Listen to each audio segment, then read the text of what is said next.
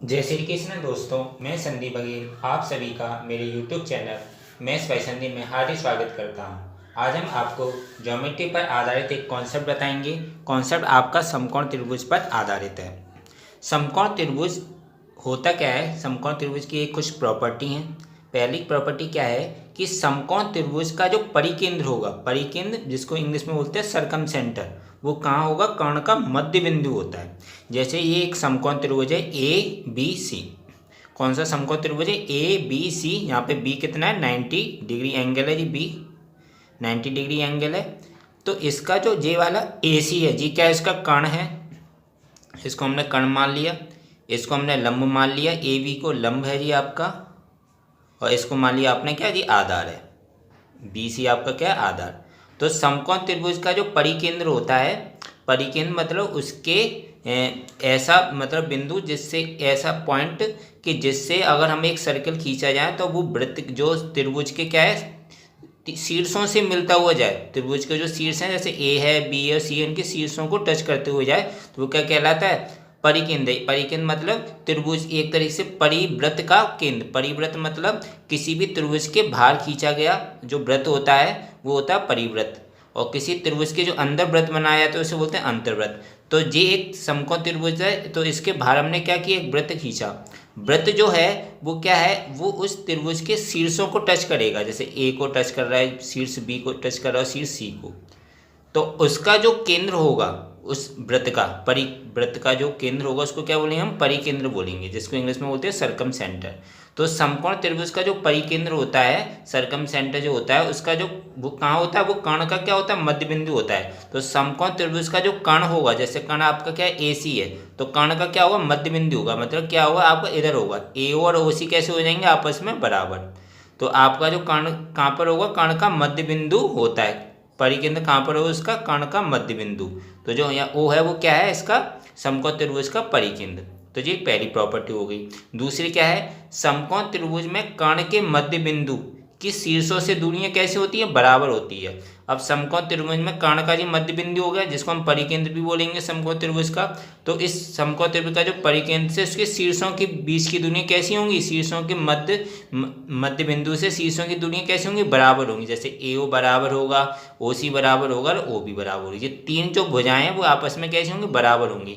तो ए बराबर O B बराबर ओ सी। तो समकोण त्रिभुज में कर्ण के मध्य बिंदु की शीर्षों से दूरियां कैसे होती हैं? बराबर होती हैं। कर्ण का मध्य बिंदु को हम क्या एक तरह से बोल सकते हैं? परिकेंद्र। परिकेंद्र भी बोल सकते हैं, क्योंकि कर्ण का मध्य बिंदु ही तो इसका क्या होता है? समकोण त्रिभुज का परिकेंद्र होता है। तो समकोण त्रिभुज के परिकेंद्र की शीर्षों से दूरियां कैसी होगी? जैसे इसके शीर्ष के जी ओ बी हो गया जी, ओ ए हो गया, और जी ओ सी हो गया। तो जी आपस में कैसे होंगे? बराबर होगी। अभी किसी एक पिछले एक वीडियो में किसी बच्चे ने कमेंट्स किया था कि सर एक समकोण त्रिभुज की जो उसका समकोण त्रिभुज का 90 डिग्री एंगल बनाते हैं उसका जो शीर्ष होगा और उसके केंद्र जो कर्ण का जो कर्ण तक की उसकी दूरी कितनी होगी? तो कर्ण तक की जो दूरी होगी ना, तो वो एक तरह से क्या कहलाएगी? वो परिवृत्त की क्या कहलाएगी? त्रिज्या कहलाएगी। तो ओ ए बराबर ओ बी बराबर ओ सी क्या हो जाएगी? एक तरह से ओ बी क्या होगी? जी भी परिवृत्त की त्रिज्या होगी। ओ ए जी भी परिवृत्त की त्रिज्या होगी, और जी भी ओ सी जी क्या होगी? इस परिवृत्त की त्रिज्या होगी। तो परिवृत्त की त्रिज्या को किससे हम वो इंडिकेट करते हैं? कैपिटल आर से। तो आर बराबर हमारा क्या हो जाएगा? परिवृत्त की त्रिज्या। क्या हो जाएगा? कैपिटल आर बराबर परिवृत्त की त्रिज्या। तो एक तरह से आर क्या होता है? एक तरह से कर्ण का आधा होता है, क्योंकि कर्ण का मध्य बिंदु ही होता है। परिकेंद्र क्या होता है? कर्ण का मध्य बिंदु। तो जो आर है वो परिवृत्त की त्रिज्या क्या हो जाएगी? कर्ण की आधी होगी। तो समकोण त्रिभुज में जो कर्ण की जो समकोण त्रिभुज में परिवृत्त की जो त्रिज्या होगी, समकोण त्रिभुज का जो परिवृत्त होगा उसकी जो त्रिज्या होगी वो क्या होगी? उस कर्ण की आधी होती है। काफ़ी इंपॉर्टेंट चीज़ है। तो परिवृत्त की त्रिज्या क्या होगी? कर्ण की आधी। और अगर हमें इसका फॉर्मूला याद करना है तो जो परिवृत्त की त्रिज्या का फॉर्मूला कैपिटल आर बराबर क्या होता है? A B C upon 4 delta. क्या होता है आपका? कैपिटल आर बराबर होता है A B C upon 4 delta. यहाँ पर ए बी सी क्या है? आपकी ए बी सी त्रिभुज की भुजाएं हैं, और जो थीटा है, जो डेल्टा है, डेल्टा क्या आपका? त्रिभुज का क्षेत्रफल। तो आर बराबर क्या हो जाएगा? A B C upon 4 delta. R बराबर क्या हो गया? परिवृत्त की त्रिज्या। तो इस समकोण त्रिभुज को जो 90 डिग्री एंगल बनाते हैं उसके जो केंद्र तक की, उसके कर्ण तक की जो बीच की दूरी क्या कहलाएगी?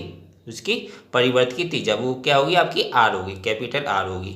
अब जैसे कोई समकोण त्रिभुज दे दिया जाए और बोल दिया जाए कि समकोण त्रिभुज के परिवर्त की त्रिज्या बताइए, उसका कर्ण अगर हमारा दे दिया उसने 10 दे दिया, एक समकोण त्रिभुज ABC दे दिया और उसका कर्ण कितना दे दिया, कर्ण दे दिया उसका 10। तो क्वेश्चन में पूछ लिया उसकी परिवर्त की त्रिज्या बताइए। तो परिवर्त की त्रिज्या क्या हो जाएगी, कर्ण की आधी होगी। परिवर्त की त्रिज्या क्या होगी, कर्ण की आधी। तो कितनी हो जाएगी, 10 की आधी 5 हो जाएगी। काफ़ी अच्छा कॉन्सेप्ट है, लेकिन इस कॉन्सेप्ट के सवाल एग्जाम में बहुत आते हैं। सबसे पहले तो सीधा सी यूँ पूछ लेता एग्जाम, जैसे क्वेश्चन आया कि समकोण त्रिभुज का परिकेंद्र कहाँ पर होता है, जैसे बोल देंगे कि लंब पर होता है या कर्ण का मध्य बिंदु होता है, अलग अलग 4 ऑप्शन दे देंगे। तो समकोण त्रिभुज का परिकेंद्र कहाँ होता है, कर्ण का मध्य बिंदु होता है। जो कर्ण का मध्य बिंदु होगा, समकोण त्रिभुज का जो कर्ण होगा उसका जो मध्य बिंदु होगा वो क्या होता है, उसका परिकेंद्र होता है। और समकोण त्रिभुज में कर्ण का मध्य बिंदु बोल दिया, परिकेंद्र। परिकेंद्र की शीर्षों से दूरियां कैसे होती हैं, शीर्षों से दूरियां होती है आपस में बराबर। जैसे OA बराबर OB बराबर OCG कैसी होंगे, आपस में बराबर होंगी, जिनको हम क्या बोलते हैं, परिवर्त की त्रिज्या। और परिवर्त की त्रिज्या क्या होती है, कर्ण का आधा होती है। कर्ण का क्या होती है, वो आधा होती है। और R निकालने का फॉर्मूला क्या होता है परिवर्त की त्रिज्या का, ABC/4 डेल्टा। ABC तो उसकी भुजाएं होगी और डेल्टा क्या है उसका, त्रिभुज का क्षेत्रफल। तो ये काफ़ी अच्छा कॉन्सेप्ट है। इस कॉन्सेप्ट के एग्जाम में सवाल भी बहुत आते हैं।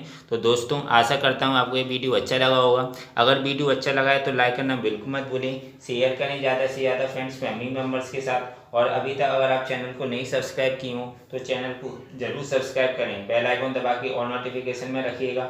इससे क्या होगा कि जब भी मैं वीडियो डालूंगा आपको उस वीडियो का नोटिफिकेशन मिल जाया करेगा और आप उस वीडियो को देख लिया करेंगे। मिलता हूँ नेक्स्ट वीडियो में दोस्तों, थैंक यू सो मच।